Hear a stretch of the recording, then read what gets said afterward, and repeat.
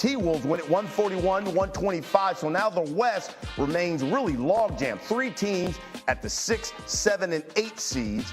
Then you've got ESPN Analytics that says gives the T-Wolves the best chance to get that 6th seed at 88%. They finished the season with the Nets and the Jazz. Jazz have got the worst record in the NBA. So let's talk about this with Perk and Bobby Marks. And I guess the first question to you, Perk, is how about the Warriors?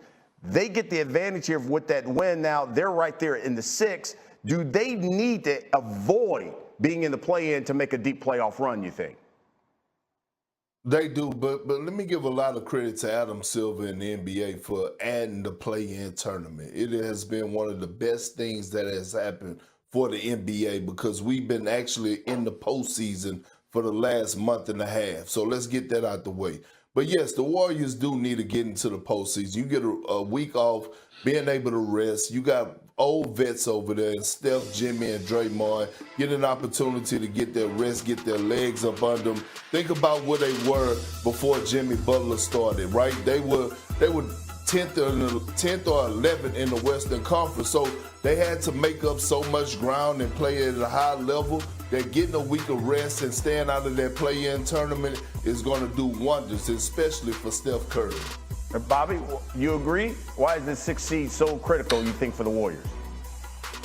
Well, I go back to what LeBron James said earlier in the week after they clinched the top 6 seed. They get rest. They get a full week off instead of playing Tuesday in a play-in and possibly a Friday play-in game to play Oklahoma City. They get a full week off of 3 players in their mid-30s here, and they have the opportunity to do that. Certainly where their schedule is with Portland and then that Clipper game on Sunday, which should be – that game will mean a lot as far as where these standings – that game could determine who gets out of possibly the Western Conference based on where either one of those teams gets seeded here. But they got to get in the top 6. They can't get in that 7-8 game. You look at those standings that we just had, you see the Lakers at the 3 seed. Are they the scariest team out west, Perk? Hell no. That's the Oklahoma City Thunder, BC. Look, they have a lot of non-believers out there when it comes down to OKC. And like my grandmother used to say, God bless their heart, they don't know no better, baby.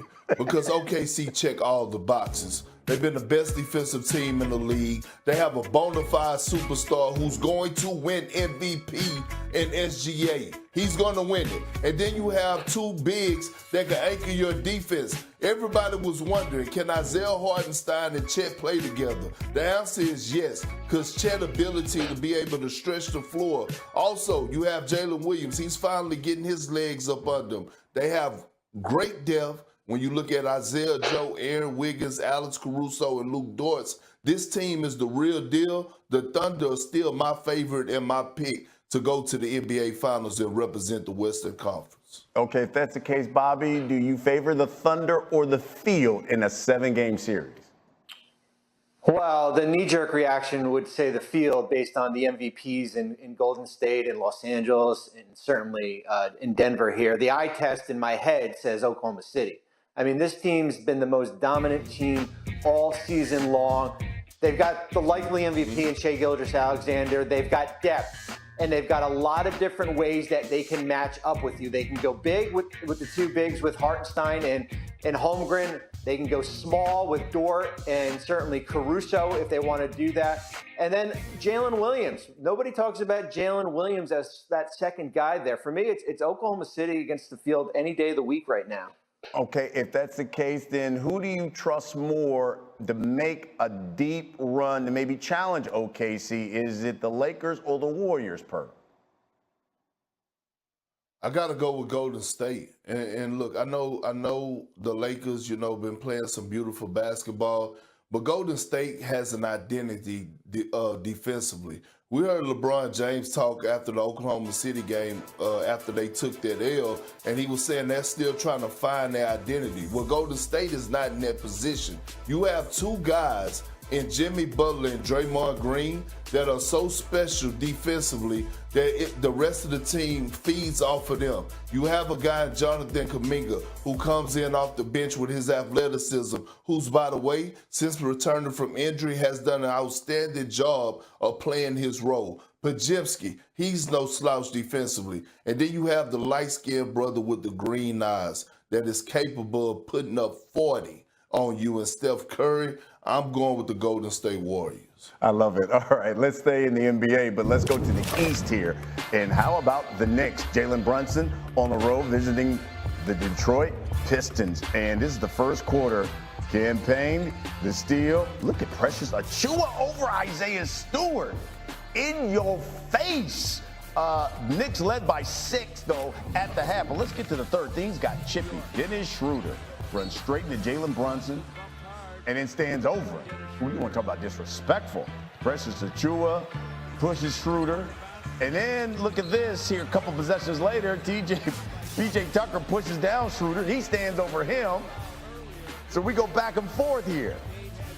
But, you know, it was then the Pistons who just took over.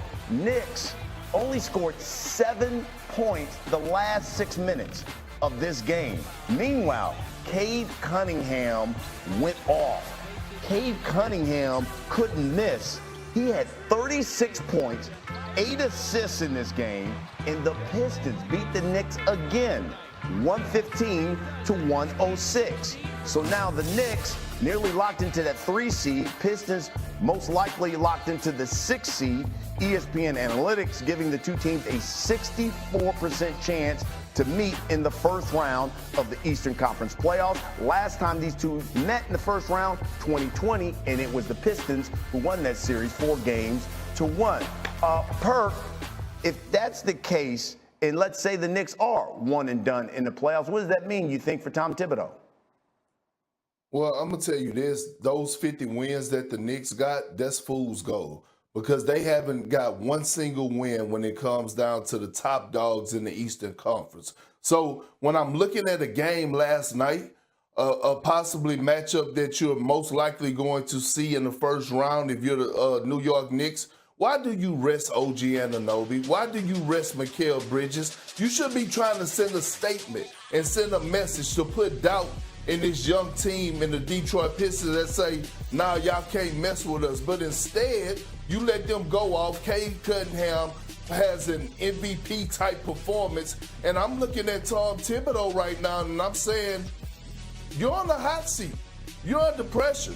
What they gave up to get Mikal Bridges, you go and you get Karl Anthony Towns in the offseason. So you basically went all in. And the Knicks are on record saying that we're trying to get the personnel to match the defending champs. And so I'm looking at what's happening across the league. We watched the firing of Taylor Jenkins. We watched Michael Malone get fired. Tom Thibodeau better make it to the conference finals. Otherwise, I don't see him being the head coach of the New York Knicks past this season.